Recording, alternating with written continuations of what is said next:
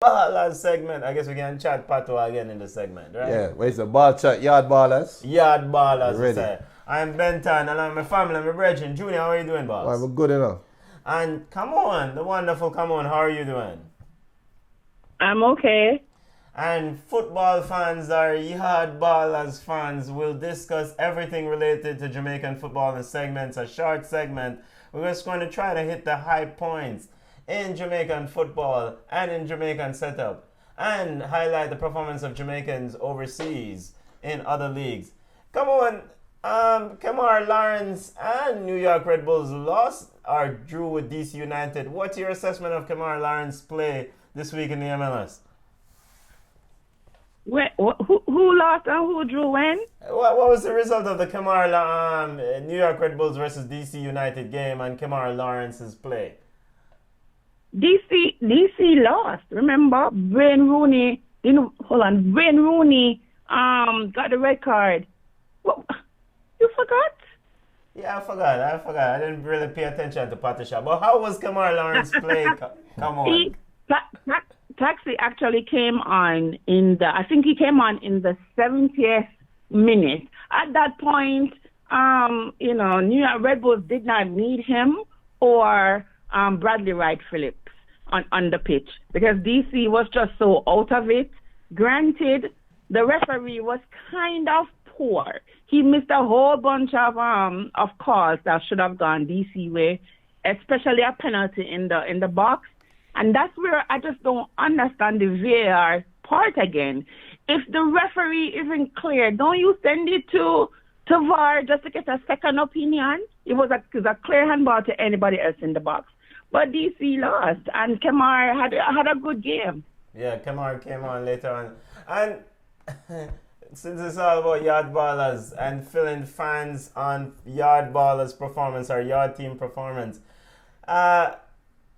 Junior, Waterhouse drew with Herendinho 1-1. Come on, and Junior, your thoughts? I mean, Waterhouse should have won that game, right? They were playing at home. Now they have to go to Costa Rica. Any thoughts on that result? Why Waterhouse should have won? Because they're playing at home. Come on. At least if you can't defend your yard, why you play ball? So did you really expect them to win? Yes. No, no, not because they're playing at home. They should have won. They would have won if they scored more goals and defended against the other team, which they clearly didn't do. So it's going to be an uphill battle for them when they travel. So let's see what they can do. And the return leg is what, this Thursday? So we look forward to what will transpire this Thursday. Come on, fill us in on Yard Ballers in any outstanding performance from Jamaican players in the USN and USL and in leagues that you follow. All right, so Brian Brown, in his first game for FK Partizani, is in Albania. They play in the Albanian Super League, which is kind of like, you take it with a grain of salt because it's one of Europe's poorest nations and it's only 10 clubs in the league and they only play August to May. So take it, how you want to. But Brian Brown came on when his team was down 2-1. He came on and he scored a hat-trick in the 88th minute, in the 94th and the 99th minute. So they won the Super Cup off Brian Brown's hat-trick. So that was really good for him because it was his first game because he signed a 2-year deal and it runs to 2021. And he was coming from USL Reno, the Reno team. And I know Brian was disappointed because San Jose Earthquakes is actually the parent club for Reno. And Brian has had 2 outstanding seasons in USL with Reno, and he just could not get the opportunity. So I'm happy for the young man, to be playing in Europe. In USL, I think the only player that scored was Juna Flemings for this week. So Kevin Freitas from New Mexico is still on 14. Juna Flemings from Phoenix is on 10. Deshaun Brown, Oklahoma on 9. Michael Seaton, Orange County on 9. And Nico is still on 8. So they're still doing well, as can expected. Most of the teams are in the playoffs, so hopefully we can see more Jamaicans playing in the postseason. I like Kevin Lambert. He's been steady. He's been playing well for Phoenix, and I'm not sure what to say about the play of Peter Lee Vassell for Phoenix as yet. So I'm giving him some more time because he was loaned from LAFC to Phoenix. So hopefully he can get some playing time.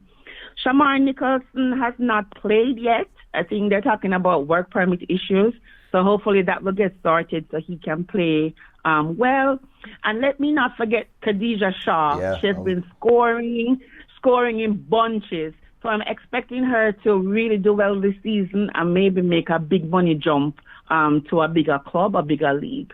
I don't know if you guys remember Romeo Parks. Yes. Romeo Parks is kind of like under the radar. He signed for Sligo Rovers in January. And for a striker, I think 25 appearances and 7 goals is not really good. But at least he's actually playing, and actually making some money. Yeah, so that's kind of my roundup. Mm-hmm. Yeah, he started out quite well, if I'm not mistaken. Romeo, that is. Hopefully he found a home. He's a well-traveled player who's been in different leagues and different parts of the world, different places. So hopefully this is a home where he can settle and progress. Junior, are you by any means shocked by the Peter Lee Vassell move to Phoenix Rising? I mean, I'm not shocked. I mean, LAFC is what, number 1 team? So you can get some playing time. They had US Open Cup that they were playing also, but we'll get to US Open Cup in our Football in the Americas segment. But I thinking. I've never played as a professional footballer, right? Yeah. But being in the mind of a competitive footballer, I think he along with many players would have been at a crossroads. You're in a great situation, and now you can probably feel like you got thrown away.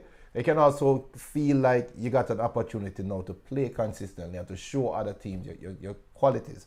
I would hope the latter is his pick. So when he gets his chance and he's going to be playing against lesser competition, show people why LAFC signed you in the first place.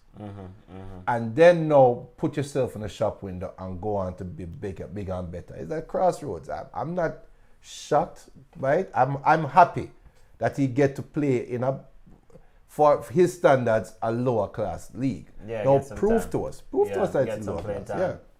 Yeah. Come on, you brought up. Yeah. Yeah, go ahead, come on. Sorry, but the thing is this too. LAFC already made the playoffs. No one can catch them, right? They made the playoffs already. Why not rest some of these players and put in a Peter Lee Vassell or a Djokovic, the guy that plays for Canada? You lend these players out. But on the Peter Lee Vassell part, I'm not going to knock him, but every time I've seen him play, it's like he's uninterested. He has this lazy jaunt to him when the midfield needs a more faster player or a faster tempo. So I don't think he's the right match or the right fit for LAFC because they're too fast. I think he needs a different club, not necessarily USL, but a different club who needs this creative midfielder who can just jaunt, and walk in the middle of the park. But normally when you see players that yawn and walk in the park, they're normally of a certain caliber and of a certain kind of leverage. Valderrama, Pirlo, who else? Ronaldinho.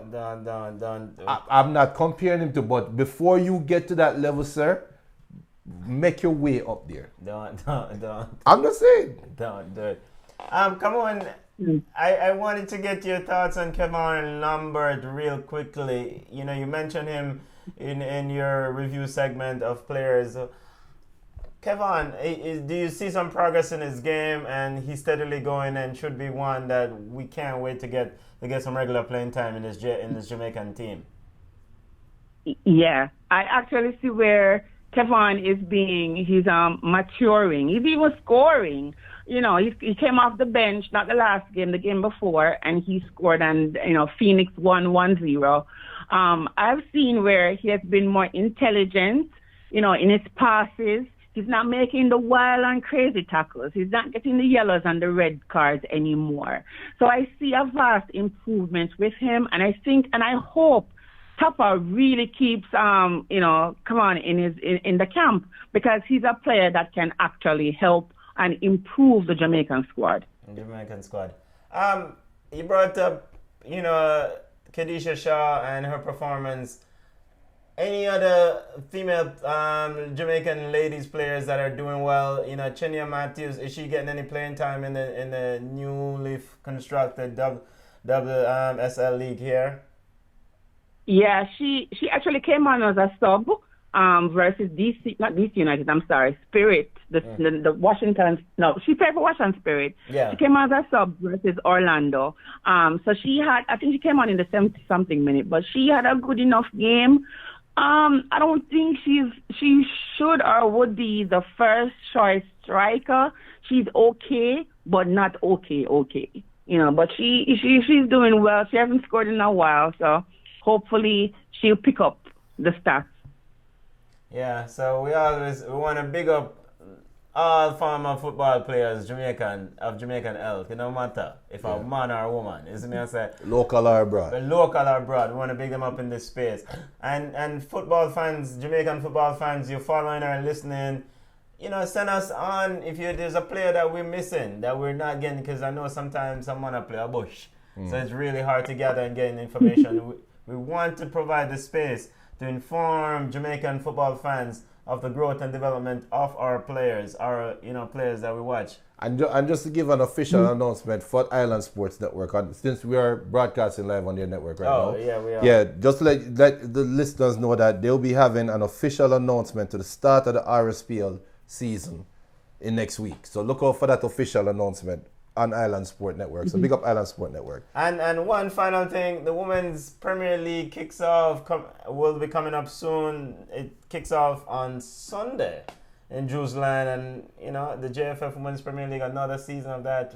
You know, it's kind of further fertilizer for the growth of football on the island.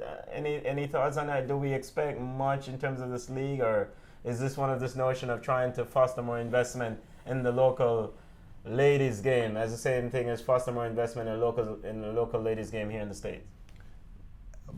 Business is business, and you're not going to grow if you're not gathering or fostering any kind of investment, right? So if you want to grow the sport, you have to bring in investors, so make it as attractive as possible. So I'm hoping that's a game plan. What says you? Come on. Sorry, come on. No, that's okay. The women's league, they don't get the support that they're supposed to get. I mean, you know, I talk about it all the time. Yeah. It's never organized, even though they said the league is going to start and whatever. It's never organized. The teams are never organized. Don't be surprised that the teams don't have jerseys or have referees or they don't have transportation. So when I saw Digicel or whoever gave schoolboy football millions of dollars, Babsy had to fight to get even $500,000 to put into the women's football. So don't let them fool you. This is coming off the heels of the Women's World Cup, and they felt compelled to do something. But this is just going to be one of those tacky seasons that we've seen before. It's very disappointing, and I hope I'm wrong, but we just need to support the women football more. Even from the grassroots, we need to invest more in our girls, and we're not doing that. Yeah, and defending champion in the Women's Premier League is Waterhouse. Good luck to Coach Xavier Gilbert. And actually, the Women's Premier League kicks off today. Any final thoughts on in our Yard Ballers segment, Junior? Go ahead, come on. I have two. So one of the matches that I really want to see in the Premier League, Western Premier League, is Mount Pleasant versus Harbourview. That should be a very good match. And I want to, after the match or whatever, we need to talk about it, because I want to get your view on Dookie's return home after he had the issue with the national team. So we want to see how, he gets his head right and get his team to beat Harborview. Another point, we talked about Corey Burke in the last segment, and we said he was going to go on a loan to Valerenga. Yes. Apparently that fell through, and he will, and they can't get any team to actually take Corey on loan, which is kind of crazy. That's And a little thing that the sporting director for Philly, his name is Tanner, his last name is Tanner, said that they've had multiple deals close to finish to loan Burke out, but all collapsed at the last minute. That's kind of scary and kind of crazy in itself. So now Corey Burke is actually training with Portmore United, and my sources are telling me that he's going to actually suit up for them and play in the Premier League if he cannot get a loan deal done. And hopefully we can get some official word from Philly or Corey Burke on this debacle. That it smells like there's more to that story. Yeah, I'm sure it will come out. I'm sure it will come out. Before we wrap up, Yawd Ballers, come on. Is Baby Gardner coaching Portmore this year, right? Thought it was produced. Yes. What do we expect from Portmore as we're ready for the RSPL season? Or it's too early to ask you anything about Portmore? And by the way, it's too early to tell. And you know my view about good footballers don't necessarily make good coaches. And all the talk and all the props that Bibi has been getting, I hope he has learned from the U20 because I still can't get over the Jamaica U20 craziness that happened when he was head coach for them. So I'm not sure. Let's see how it goes when the season progresses, and I hope I'm wrong in this instance where a good player will actually become a good coach. All right, good luck to you, Baby Ghana and the Portmore family. Junior, another week of Yawd Baller segment, fresh new show from Ball Chat discussing football, only Jamaican football. And I get to chat a whole heap about home and abroad. Home and abroad. And with the Premier League starting, you know we're going to talk a lot of with the Red Stripe Premier League starting up. We're going to talk a lot about it. Big up to my side, Reno FC down in country that is relegated from the Premier League. What kind of... We will be talking about the Red Stripe Premier League, like we said. So big up Godfrey Drummond and the entire Reno FC family down there in Westmoreland. Ball Chat family, link us on social media, Ball Chat Podcast on Instagram, Ball Chat 1 on Twitter, Ball Chat on Facebook. And also, we at the new home. Yeah. Island Sport Network. You keep reminding me, I'm stuck on the old home. But yeah. Welcome to the new home. Big up to Island Sports Network family. You can link us or email us at ballchatpodcast@gmail.com. You can link us on YouTube. Like, share, and subscribe. Brethren, Reno, I play some like an idiot ball. I don't know why you're talking about Reno still. But look more. Come on, look more. Bye. Mm-hmm.